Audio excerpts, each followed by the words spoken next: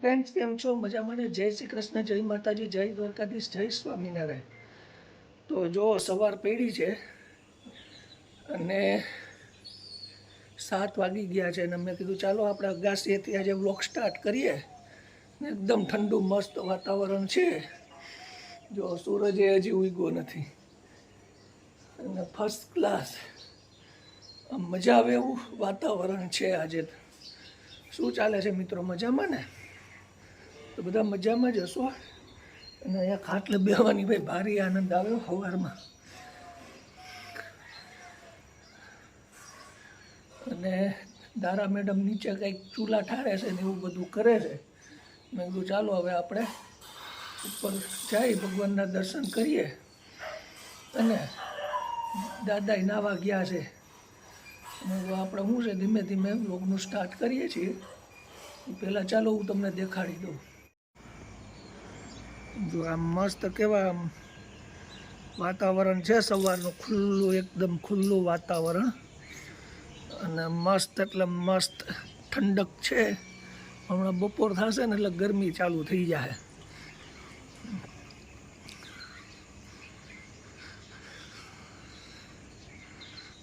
જો આકાશ એકદમ એટલે એકદમ ચોખ્ખું, ક્લીન, ક્યાંય વરસાદ આવે એવું દેખાતું નથી. આવું છે મિત્રો. એમાં છે ને આવું વાતાવરણ હોય ગામડા જેવું. જો નવસારી એટલે એક પ્રકારનું નાનું ગામડું જ છે, ખાલી નામ મોટું છે. એટલે ગામડાની જેમ અહીંયા સવારમાં છે ને ચકલા ને ચકલીઓ ને આ તેને એકદમ શાંત વાતાવરણ થઈ ગયું હોય. સવારનો વહેલો ટાઈમ છે.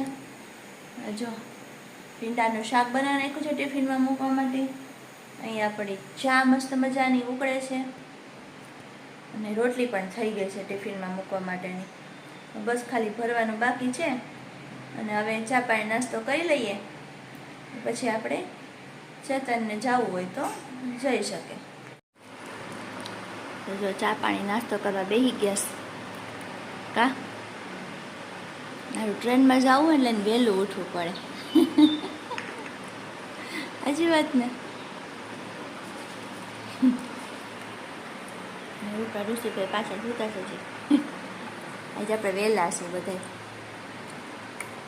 તો હું ખાઈશ જો કે ભાખરી હું નહીં મળે એવું નાસ્તો ખાઈ લેવાનો. આજે ભાખરીમાં રજા. અમને એક દિવસ શાંતિ મળે ને. જો કે શાંતિ તો ખાઈ ને આપણે અત્યારમાં ટિફિન તો બનાવ્યું છે, ખાલી એક ભાખરી જ નથી બનાવ્યો. કાંઈ જ નથી, નાસ્તો ખાઈ લ્યો. આવી ગઈ ભાખરી બનાવવાની. કારણ કે આળસ ન થાય. મારે કાવ્યાને છે ને વહેલી ઉઠાડવાની. જો આગળ કાવ્યાનું કરવાનું છે, પછી બધે ન પહોંચે. એને આજ સ્કૂલમાં રેડી થઈને જવાનું છે. આજે સ્કૂલમાં જન્માષ્ટમીનો પ્રોગ્રામ કરવાના છે. એને સ્કૂલમાં રેડી થઈને જવાનું હોય તો મારે પછી એની રેડી કરવાની હોય ને, પછી ઠાકોરજીનું કરવાનું છે. એક દિવસ હલાવી લેવાનું હોય. બધા એડજસ્ટ કરો ને ત્યારે જ મેળ પડે. સમજ્યા? થોડું ઘણું તો એડજસ્ટ કરવું જ પડશે, બરોબર ને? સારું, હાલો ચા પાણી નાસ્તો કરી લો. હાથની સારવાર ચાલુ કરી દીધીશ. ડૉક્ટર કીધું છે આ લગાવવાનું.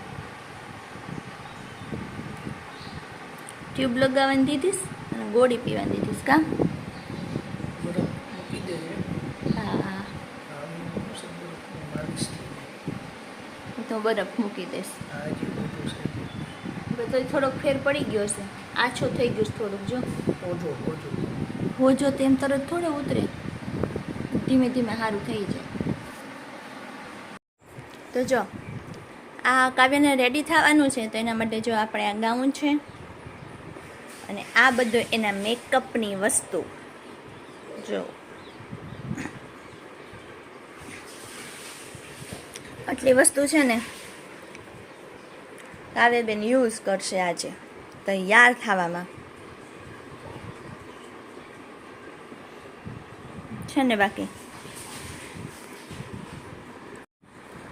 અત્યારે શું કાવ્ય નાવા ગઈ છે, હમણાં નાહી લઈએ એટલે આપણે એને રેડી કરવાનું સ્ટાર્ટ કરી દઈએ. ચા દૂધ પીધું પીવડાવીને પછી રેડી થશે ને એનું લુક કેવું છે ને હું તમને બતાવીશ. જો કાવ્યબેન ગાઉન પહેરીને તો બેસી ગયા છે અને ચા દૂધ પીવેશ. કાવ્ય પછી રેડી થવું છે ને? અહીંયા તો જન્માષ્ટમી ઉજવવાના સ્કૂલમાં. કા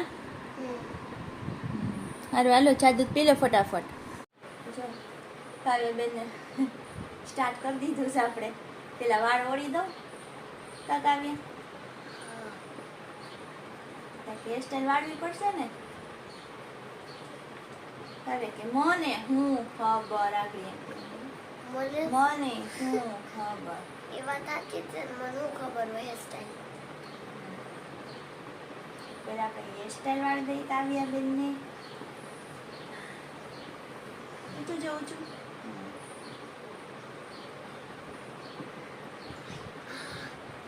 આ બધા મને જાઓ થોડુંક તો ખેંચાય બેન.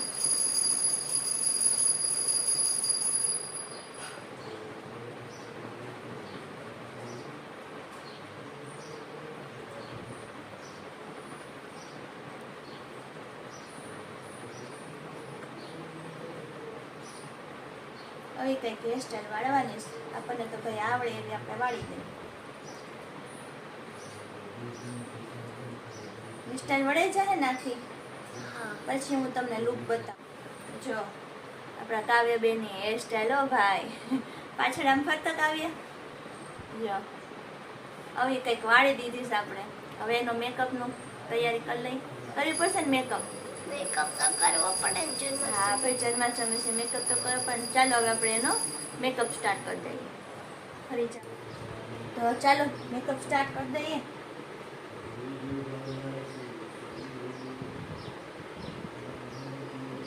એમે દાંત આવે. આવે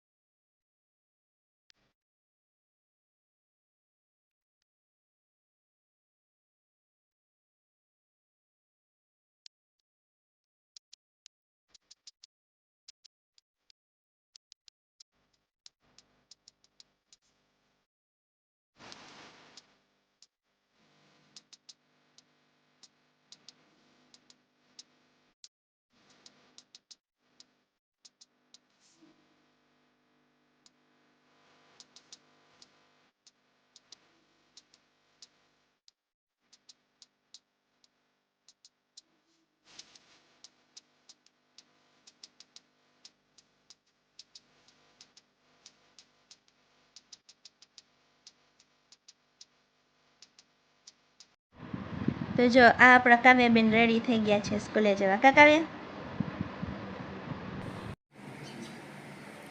તો જો આપણા કાવ્યાબેન એકદમ રેડી હો ભાઈ. કા કાવ્યા? ફોટા પાડવાસ ને? ચાલો હવે આપણે કાવ્યાબેનના ફોટોસ પાડી લઈ. બગાસા ખાઈશ બોલો. તો જોયું ને ફ્રેન્ડ્સ આપણા કાવ્યાબેનનું ફાઇનલ લુક. અને ચાલો હવે એને સ્કૂલ જવાનો ટાઈમ થઈ ગયો છે. હમણાં રિક્ષા પણ આવતી જ હશે. તો આપણે બરોબર ટાઈમે જ એને રેડી કરી દીધી છે. તો ચાલો હવે આપણે એને રિક્ષા સુધી મૂકી આવે એટલે એ પણ સ્કૂલે જતી રહીએ. તો ફ્રેન્ડ્સ કાવ્યાબેનને તો આપણે રેડી કરીને સ્કૂલે મૂકી આવ્યા. આજે સ્કૂલમાં જન્માષ્ટમીનો ઉત્સવ ઉજવવાનો છે, કારણ કે કાલે 8મ છે એટલે આજે એ લોકો ઉજવશે અને બહુ મજા કરશે. એમ કહેતી હતી કે મમ્મી 2-3 પીરિયડ જ ભણવાનું છે અને બાકીના બધા પીરિયડ છે ને એમાં અમારે છે ને મોજ મસ્તી કરવાની છે. એમ ડાન્સ કરવાનું હોય ને ગરબા લેવાના હોય ને. તો એ આવશે તો જોજો તમે એ વાતોના વડા કરે. એ મમ્મી આમ કરો તો મમ્મી તેમ કરો તો મમ્મી બહુ મજા આવી ને મમ્મી આમ થયું ને તેમ છે. વાતો ખૂટશે નહીં. બેન રેડી થઈને ગયા તો છે, હવે આવે ત્યારે ખબર પડે કે કેટલો કર્યું કે, કારણ કે આ એ પહેરીને ગઈ હોય ને પછી ગરમી થાય ને એટલે છે ને બધું કાઢતી આવે, પછી પાછો હાચવીને લાવે બેગની અંદર, સરખું હાચવીને લઈ આવે. એની કોઈ વસ્તુ અમારે ખોવાય નહીં. એનો જરીકે રૂમાલી હોય ને તો એ અમારે કંઈ ખોવાય નહીં, એવી કંઈ અમારે ચિંતા ન હોય કાવ્યાની. તો ચાલો ફ્રેન્ડ્સ, હવે આપણે વ્લોગમાં આગળ વધીએ. જો આ કાવ્યાબેન આપણે છે ને સ્કૂલેથી આવી ગયા અને કપડાં બી ચેન્જ કરી નાખ્યા, બધું સાજ શણગાર કાઢી નાખ્યા કાવ્યાએ. કા કાવ્યા? અને સ્કૂલમાં શું કર્યું એ તો કહી દે આજે. જેને 3 પીરિયડ 8 પીરિયડ લઈ જવાનું હતા. હા 8 થી 2 નો ટાઈમ હતો. હા તો છે ને હા પેલા 3 પીરિયડ ભર્યા, જેટલા 5 ના ને પાંચે 5 પીરિયડ માં અમને નીચે લઈ ગયા. હે. જન્માષ્ટમી ઉજવવા. તો મોજ પડી ગઈ છે ને. શું કર્યું તમે એ તો કે. એમાં હું કે અહીંયા કૃષ્ણ ભગવાનનો હોય, અમને ડિસ્કો કરાવ્યો તો ગરબા લેવડાવ્યા હતા. મટકી ફોડી હતી. હે, કોણે ફોડી હતી? મારી ફ્રેન્ડ છે ને સાનિધી, એને એનાથી ફૂટી નહીં. ઓર પછી પછી બીજા છોકરા છે. પછી બીજું તો કઈ કર્યું? મજા આવી ગઈ છે ને? આમ ડાન્સ બાન્સ કર્યા છે ને? ગીત ને કયો ડાન્સ કર્યો હતો? ગીત તેરે વાસ્તે તેરે વાસ્તે. કેવું તેરે વાસ્તે ગાતું? તને ખબર તો છે. ભૂલી ગઈ. હા સારું હાલો. તો જોયું ફ્રેન્ડ્સ, હું કહેતી હતી ને કાવ્યાબેન મોજ કરશે ને પછી આવીને વાતો ને વડા કરશે કે મમ્મી આ કર્યું ને તે કર્યું. બસ એ મોજ કરીને આવી સ્કૂલેથી ને એની બહુ મજા આવી ગઈ. તો ચાલો ફ્રેન્ડ્સ, આપણે આજનો વિડીયો અહીંયા પૂરો કરી દઈએ. જે કોઈ નવા સબસ્ક્રાઈબર હોય અમારી ચેનલ સબસ્ક્રાઈબ ન કર્યું સબસ્ક્રાઈબ કરી દેજો, અમારી ચેનલ લાઈક શેર અને કમેન્ટ કરજો. તો મળશું નેક્સ્ટ વિડીયોમાં. ત્યાં સુધી બધાને જય શ્રી કૃષ્ણ, જય માતાજી.